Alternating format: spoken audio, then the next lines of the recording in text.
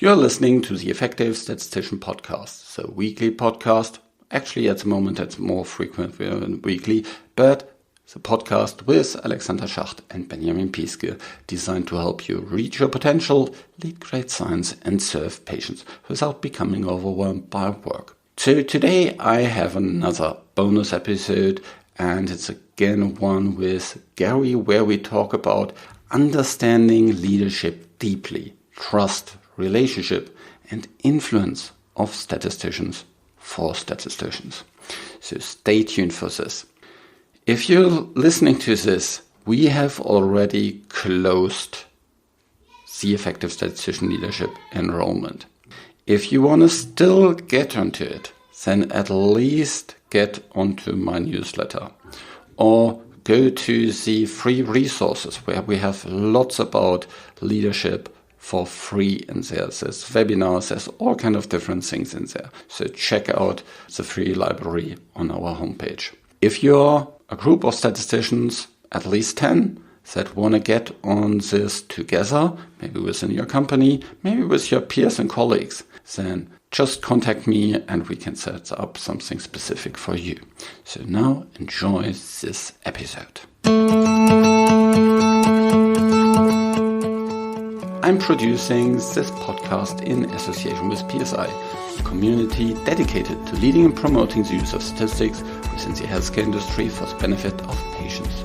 Join PSI today to further develop your statistical capabilities with access to the ever-growing video-on-demand content library, free registration to all PSI webinars, and much, much more. Head over to psiweb.org to learn more about PSI activities and become a PSI member today.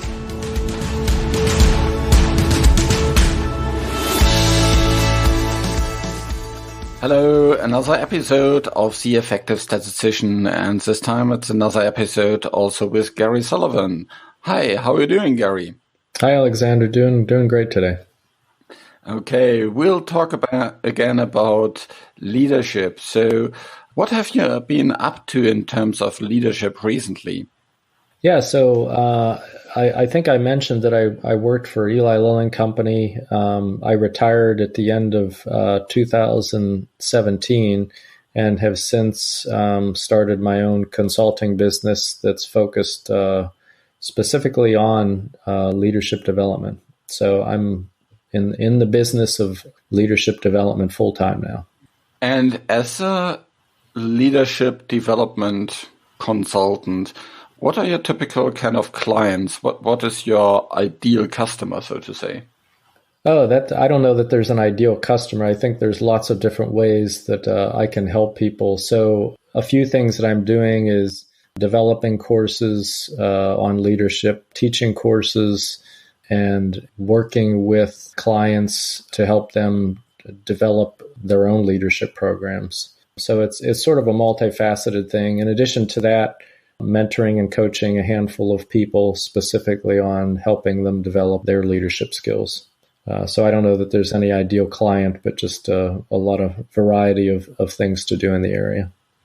Okay, very nice. So leadership is really kind of the day-to-day activities that you are now that you have retired from Lilly, but of course you have been very, very active within Lilly as well. I still remember the leadership programs that you were part of the team putting together, and I really very much enjoyed that. And in this program, I learned so much about what leadership is and what the definition of leadership is and these kind of things. And if you listen to this episode and you haven't listened to the other episode with Gary, I would strongly recommend you go back to this, because we talked about what's the foundation of leadership, what is actually the definition of leadership, why it's important to develop leadership skills, and what it means if you don't develop them. So please go back, just scroll back in your smartphone app and go back to the other episode with Gary about leadership. But connecting to that, maybe we can start shortly again with the definition of leadership that you so nicely crafted. Yes. Yeah. So the way we define leadership, and there are different ways to define leadership, but this is the definition that we're currently using, It's the ability to consistently deliver value to an organization or cause by inspiring people to take a specific direction when they have the freedom, when they truly have the freedom or choice to do otherwise. Okay. So it's really about influencing others. And in terms of influencing others, what's kind of there's very often this connotation with how can you actually influence others? Can we put that into something different concept? So is it, is influence power or is influence something different? Yeah, the word power is an interesting word because when you talk about leadership, I mean, people talk about having authority. So in a role where you maybe control resources or control budget and you have that power, and whether that's leadership.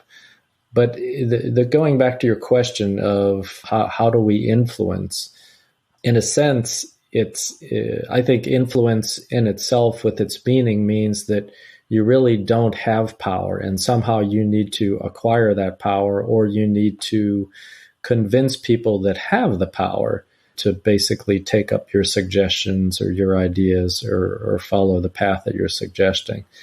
So in terms of how do we influence, I mean, that's sort of a multifaceted thing, and it's something that we can certainly get into.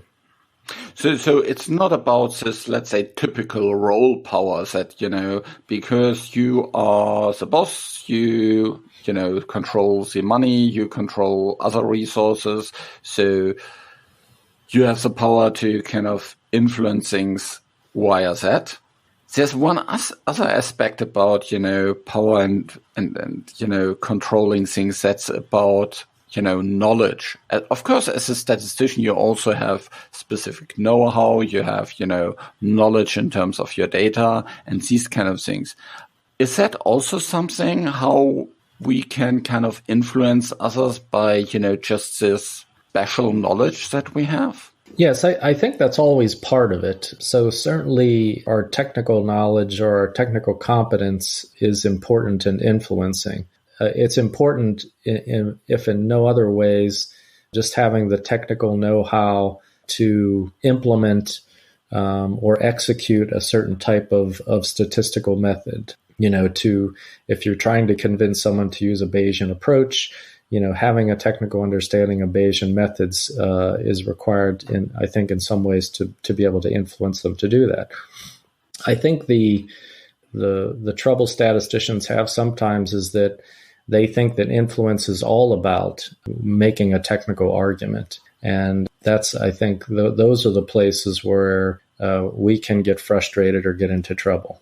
So can you give an example how such a conversation would, look like if someone, just kind of relies on the technical arguments for, let's say, using a Bayesian approach?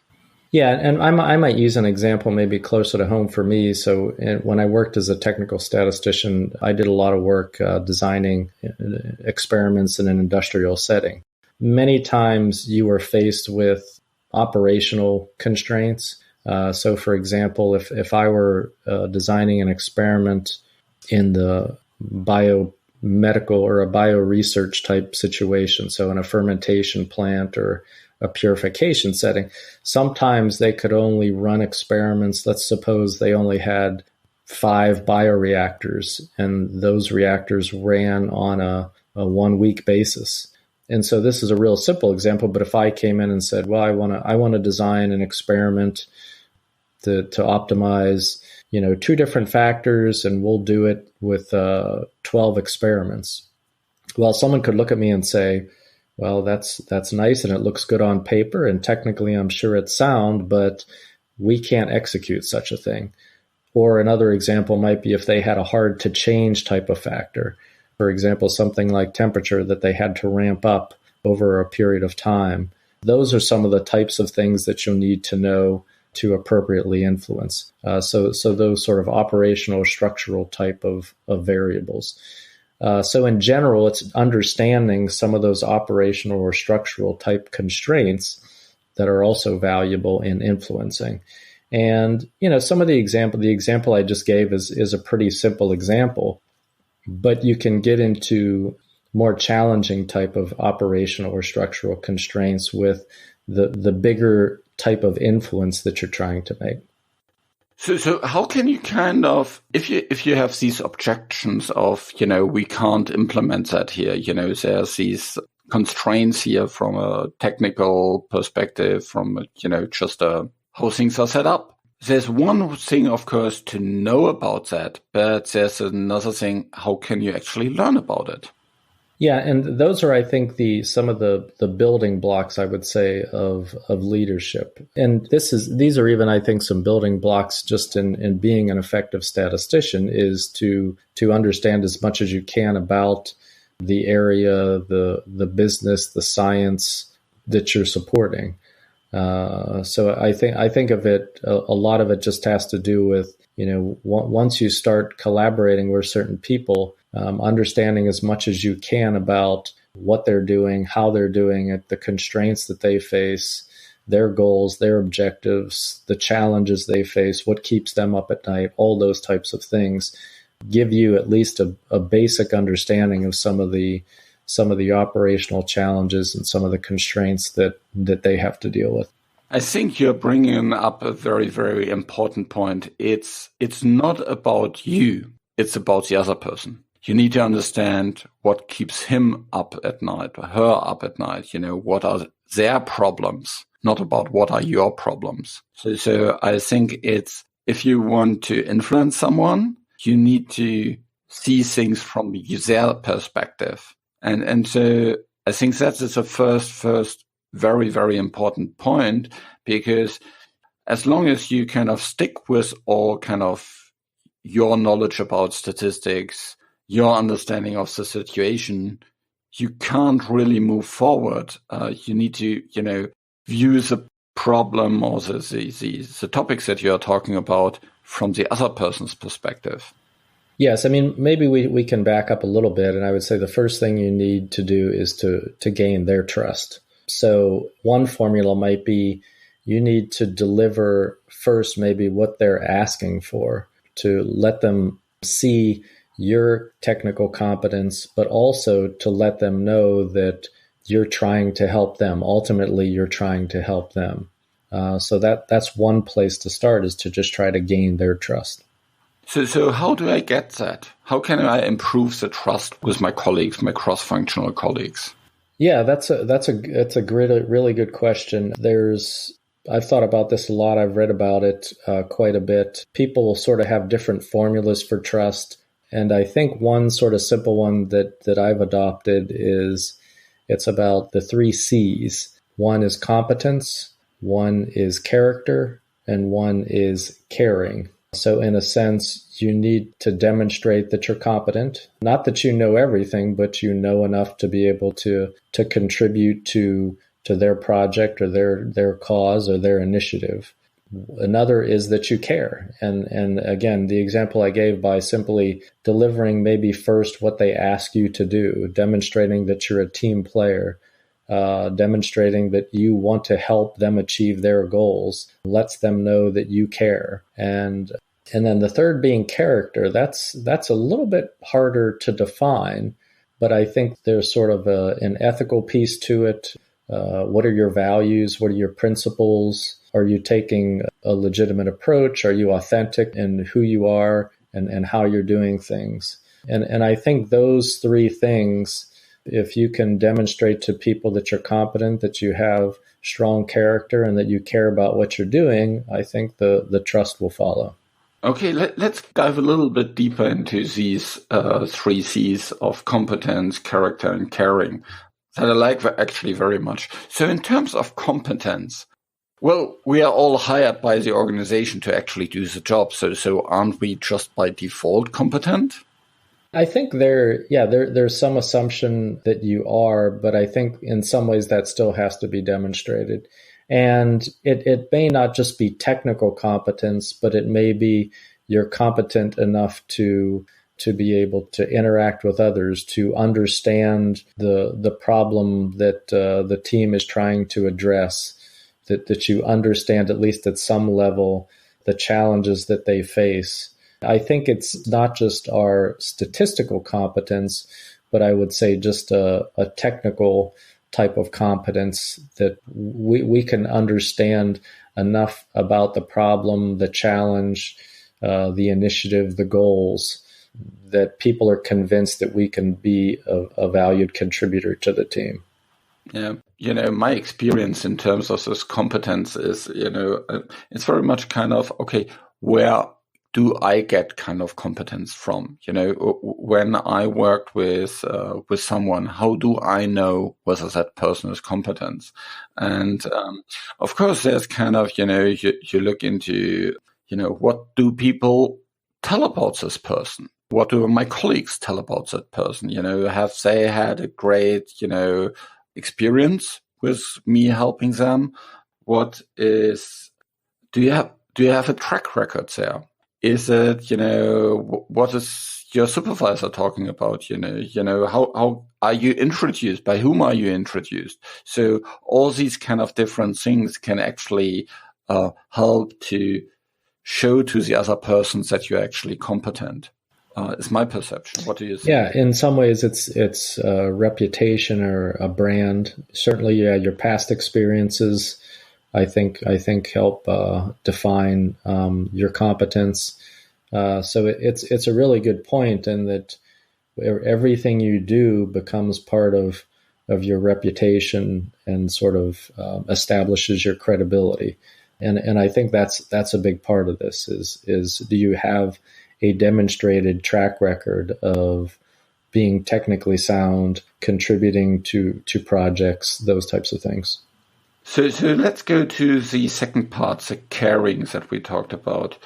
You mentioned kind of that it's important to kind of understand their goals and that you take care of that. So how do I actually find out about the goals of the other person? Yeah, I think that's the part of, when you're working with, whether it's an individual or a team, to first understand the goals of the individual, the goals of the team. So I think actually there's another C that can come into play here, which I think is important, may even sort of lend itself to additional trust, and that's curiosity. So showing a curiosity about, okay, what are the objectives of the team? What is it that you're working on? How is this going to make a difference in the goals of the greater organization? And then getting into specific details as to how does that work scientifically? What's the process behind that? What's the process from a business standpoint? Showing interest in those things that they're doing, how they're doing them. I think all that lends itself to that understanding and that sort of initial demonstration of caring about what the goals of the individual or the team are. The flip side of that is if you come in to a team and don't demonstrate that sort of level of curiosity or wanting to understand everything and want to initially or immediately sort of impart your ideas of how to do something better. That's, I would say, the opposite of caring. That's more wanting to maybe place your own interests or goals above the team. So you can think of it sort of that way too, as what not to do. Yeah, I think we probably have all been in these situations where, you have been, working on some project, and since there's a new person coming into the team and, says, oh, we need to do things completely different now, and we need to do this and this and this, and I know better because, I have done that before, and all these kind of things. You probably run into problems if you act like that. So because exactly what you mentioned is missing, this caring part. Yeah. So I think and for me, where it's really important is listening to the discussion about where are the pain points of the different people. Is it that they are most concerned regarding timelines? Are they most concerned about, will that, make it more complex for them? Are they concerned that it will cost more? Is it concerns that they, can't maybe explain it to their peers? If you come up with this, super complex method to do something, are there concerns that they need to then explain about it, and they don't understand it? So what are really kind of the pain points of the different people, and understanding, these kind of things and caring there in terms of understanding these and then helping them to how your solution or your change that you want to have, how that actually helps them. So I think that's then the other part. Yeah, I think sort of simply stated, and I think this is one of Covey's 7 rules is seek to understand, then to be understood. Yep. Covey is a really, really great resource. So if you haven't read any of his books, then I would strongly recommend them. Great resource for learning about leadership and these kind of things. In terms of character, can you expand a little bit more about that? Yeah, that's a tough one, actually. Someone sort of described it as not what you do or how you do it when people are watching, but what you do and how you do it when people aren't watching. I guess I like to think of character, as I said, as having some level of principles, ethics, maybe doing things the right way, doing things consistently in terms of your temperament, your practices, a lot of those types of things.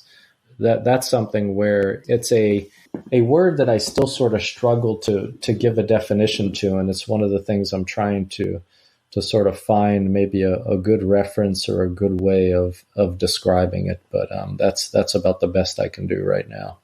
So I'm just thinking about a person that has a lot of competence, knows exactly what he's talking about, obviously has lots of expertise and these kind of things. And I even maybe get the feeling that he cares about my goals and these kind of things.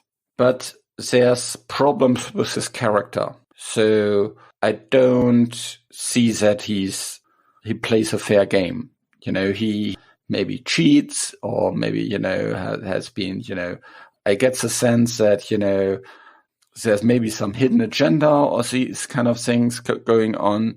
Then, he could be, the most competent person and look very, very caring. I still wouldn't trust him. So I think that's why, this character is important, because it kind of, if that is missing, people still, by definition will not trust you, because people can't believe that, what you will actually tell them or promise them, you'll hold to. Yeah, as you were talking, so a couple other, I guess, words kind of came to mind to me of integrity, humility, and maybe even sort of personal accountability. Does that person, when they say they're going to do something, do they do it? Do they hold themselves accountable to doing it? Are they willing to take blame when they're at fault?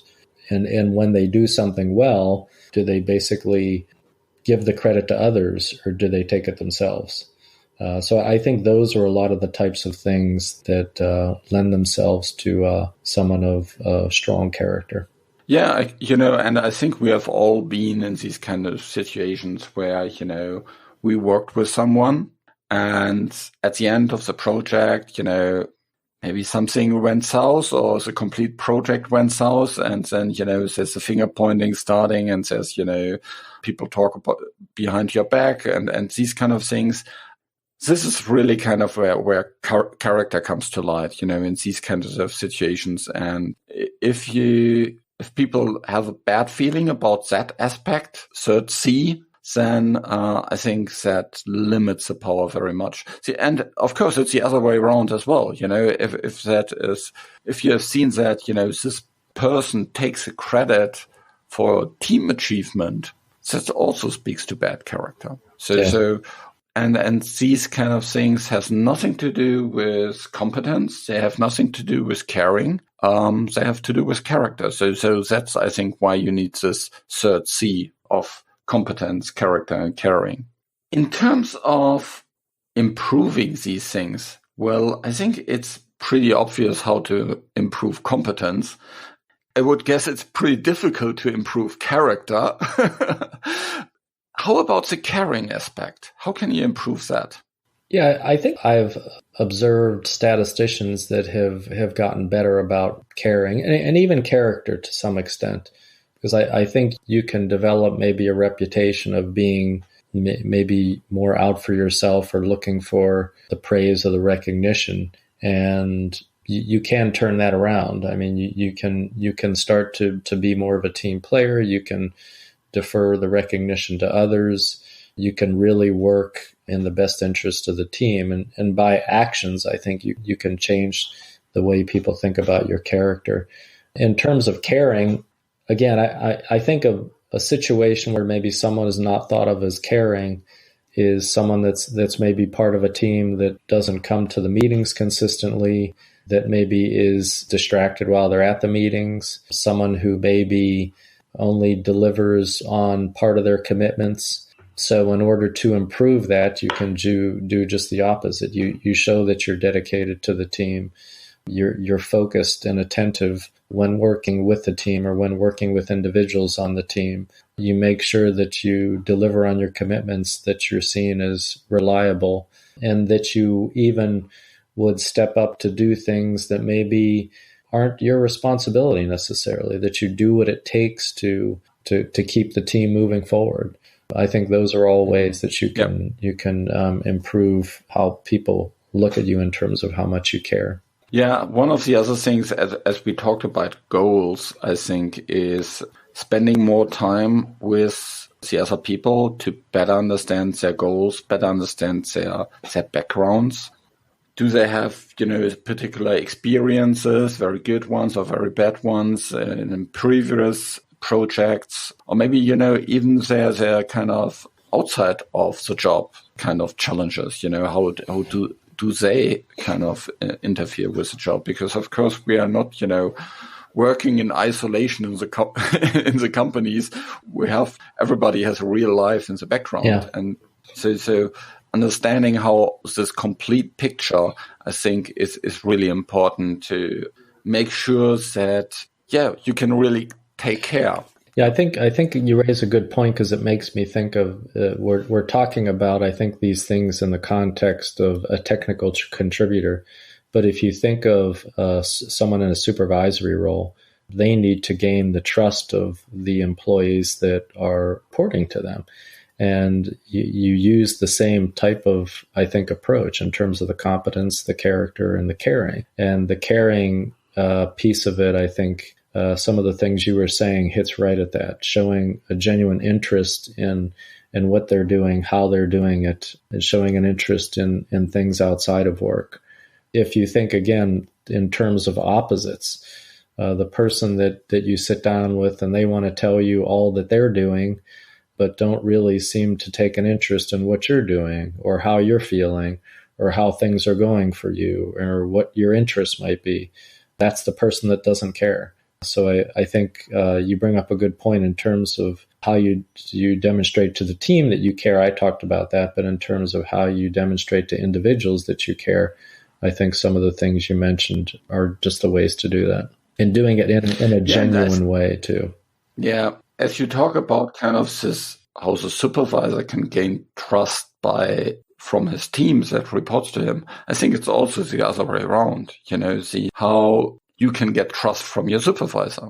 I think it's also kind of very, very important and in building this relationship with your supervisor, because sometimes, influencing your supervisor is also part of your job and leading your supervisor. So, in a way, leading upward is sometimes also important, and not just leading sidewards or downwards in kind of the organizational hierarchy level. Yes, I would agree that the same way that the supervisor wants the employees to trust them, the employees want the supervisor to trust them, and the same formula, I think, works, as you said. In terms of, building these relationships and building the trust with the people, how do you actually know whom you need to invest there in?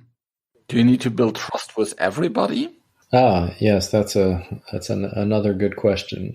I think with your team, I mean, if I'm in a management type role, I want to gain the trust of everyone within my team, my reports, my organization, because that's in a sense that helps me do my job for them. It helps me understand what motivates them and helps me meet their needs.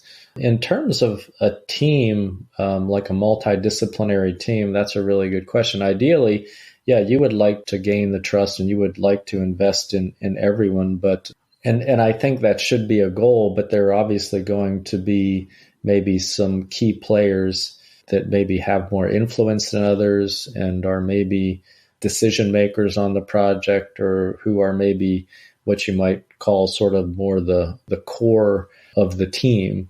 And you'd certainly want to try to build relationships and invest and gain trust in them first and foremost. But I would say you don't do that at the expense of others. I think that's a key thing, is that you need to especially build trust with some core people on the team, but you need to still treat everyone with respect. I think it's important. This typical thing that comes to my mind is this test for new starter in a company that first interacts just with the just ask for coffee or something like this before he enters into the room to have the actual interview. I think, of course you want to build foremost, a relationship with the person that is interviewing you, but you still can kind of build also a relationship with the A that is, that just ask you whether you want to have a coffee. So I think, that is, these kind of relationships are important. But as you said, if you want to invest more, I think focusing first on those that obviously have more influence, that you work regularly with, that is the most important thing. In terms of building these relationships, how can I actually sense whether there's a good relationship? Is it just my gut feeling, or is there some, how do I get that? Yeah, I think based on my experience, it's gut feel, awareness, observations. Sometimes people will come out and just say things that make it clear to you. But I mean, some telltale signs I would try to maybe meet and build relationships with certain people, and you might schedule like a 45-minute meeting, and if it's a person that maybe you're asking questions and they don't really want to engage in a discussion, they don't really want to have a discussion, their answers are short and quick, and you just get this feeling like they're wanting the meeting to be over. They want to move on to their next, whether it's their next meeting or their next task. I mean, some of those things you can pick up, I think, pretty quickly, that the person doesn't want to build that relationship with you, or that they don't want you to gain their trust. And I think there are going to be those types of people that are out there. But you will find plenty of people who do want to engage with you. They understand the importance of you as a member on the team. They're willing to share their expertise. They're willing to answer your questions, and then they want to do the same for you. They want to understand who you are. They might have questions that you need to answer for them. But I think it's sort of the reading the body language, taking sort of some of those little hints and cues and gut feel that this person, maybe they don't want to invest the time in a relationship, and that's okay.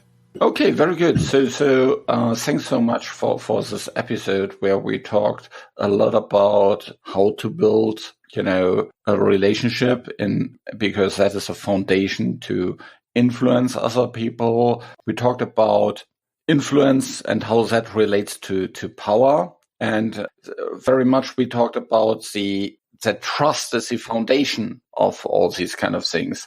and see how you can build trust. And you mentioned competence, character, and caring, and the curiosity to find out and ways to improve trust. And I think we also, mentioned about the trust building relationships can go into all different directions.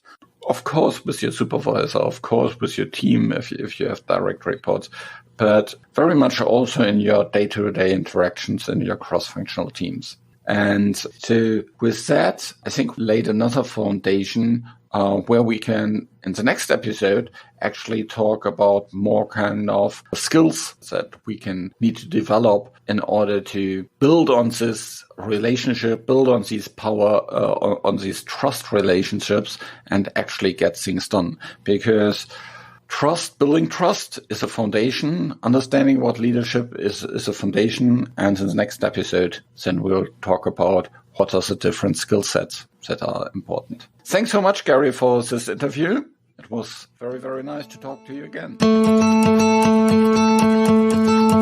Please check out the free resources that we have about leadership and other things on the Effective Statistician homepage. Look for the free library where you can learn much, much more about lots of things to boost your career as a statistician. This show was created in association with PSI. Thanks to Rain and her team at VVS who help with the show in the background. And thank you for listening. Reach your potential, lead great science, and serve patients. Just be an effective statistician.